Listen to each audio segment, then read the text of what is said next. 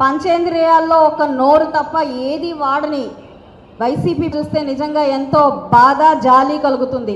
రోడ్ల మీద ఉన్న అశుద్ధాన్ని తీసి పారిశుద్ధ్యం వైపు పరిగెత్తించగలుగుతున్నామే కానీ వీరి నోట్లో నుంచి వస్తున్న అశుద్ధాన్ని మాత్రం నిజంగా ఆపలేని అరికట్టలేని పరిస్థితి కనపడుతుంది. ఈ సభాపూర్వకంగా ఈ వేదిక మీద నుంచి నేను ఒకే ఒక మాట చెప్పగలుగుతాను. చంద్రబాబు నాయుడు గారే లేకపోతే మళ్ళీ జగనే వచ్చినా కూడా ఈ ఆంధ్ర రాష్ట్రం ఉన్న పరిస్థితిని ఎట్టి పరిస్థితుల్లో ముందుకు తీసుకెళ్ళలేకపోయేవారు. దీన్ని ఎక్కడో అట్టడుగు రాష్ట్రంగా ముందుకు పడిపోయేది. మళ్ళీ ఆయన వస్తే నిజంగా ఇదే పరిణామం జరిగేది.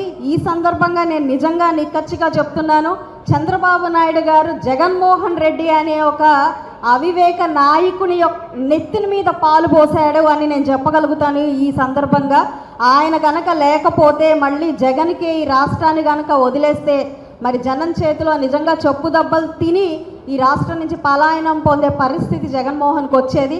అలాంటి ఒక దుస్థితి నుంచి ఆయన్ని బహుశా కూటమి నాయకులు కూటమి ప్రభుత్వం వారి పనితీరు రక్షిస్తుందేమోననే చెప్పచ్చు.